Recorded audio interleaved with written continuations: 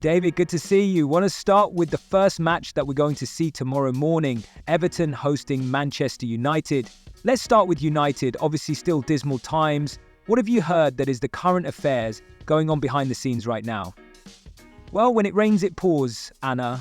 Yesterday was actually a year on since INEOS, Sir Jim Ratcliffe, completed their investment in the club and took a minority stake and gained sporting control. It's fair to say most of the early optimism that greeted that development has largely now evaporated, although it still is relatively early days. Look at the debacle they had around Erik ten Hag, who won the FA Cup, was then given a new contract despite the fact that United were interviewing potential replacements. Fast forward to October, and he was sacked at great expense. Dan Ashworth, the sporting director, they waited so long to appoint from Newcastle, again at expense. 5 months later, he was gone. The financial accounts that were released by Manchester United this week showed that that came at the expense of around £15 million just in terminations alone. Talk about this regime trying to move on from the wastage of the past regime, but they will feel that at least they acted decisively, and now they've got Ruben Amorim, who they hold high hopes for. What we're seeing in these financial results is that debts are up, losses are up, their revenues, despite still being a revenue-generating machine, are down. They have £300 million in outstanding transfer payments. The cumulative total of interest just to service the debt on the club, largely laid by the Glazer takeover in 2005, is now up to £1 billion. This is why Sir Jim Ratcliffe is instituting so much cost-cutting and savings across the club. Job redundancies. 250 have already gone, 100 more may follow. Ambassadorial roles like Sir Alex Ferguson at £2 million gone. Ticket prices hiked mid-season, with fans fearing they may be raised further. Even day-to-day savings that are really creating a low morale among the workforce. This is a pretty dark time at Manchester United, but Sir Jim Ratcliffe and others may feel that this is necessary to cut down what was a bloated organisation, that it's long overdue, and that it will eventually help them get where they believe they belong.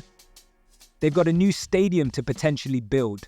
They're redeveloping the Carrington training ground. Don't forget, the Glazers have 6 more months in which they could sell Manchester United, and Ratcliffe would be compelled to come along with them and relinquish his shares. But before that, Ratcliffe would have the right to make an offer for the entire club. But that's a story for another day. At the moment, this is a remarkable, tumultuous time at Manchester United. Certainly newsworthy, and we'll see how they get on against their former manager David Moyes. Yeah, a long journey to go before a brighter future at United. Well, speaking of bright futures, it looks like things at Everton, it looks like a really good place to be right now. Just tell us about the great work that David Moyes is doing and just the feeling around the club right now. Well, this is an extraordinary turnaround that we've seen since David Moyes came in. Also, since the Friedkin Group took over as owners, we've got to place some credit on the shoulders of Sean Dyche, because he kept Everton in the Premier League, but Moyes has really jet-propelled it. He's lifted the fan base and the players, the squad, the staff. From what I hear from speaking to my contacts at Finch Farm, the training ground,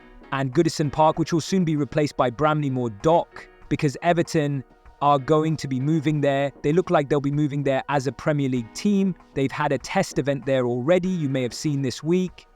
There are some problems around transport to the new stadium that need to be resolved, but it's an amazing arena, exciting times. They need to sort out the sporting director situation. Kevin Felwell's contract expires at the end of the season. I think most I speak to in the industry believe he's done a fantastic job there in very difficult circumstances, really low budget. It's all been about sales, but they look in pretty good shape now. Nobody's perfect, but if you analyze the squad and the results, given what's gone on there, not too bad at all. There's also uncertainty around the chief executive position. It reports this week that Angus Kinnear of Leeds United may well be coming in to take that role. Let's see what happens on that. And the sporting director, full stop.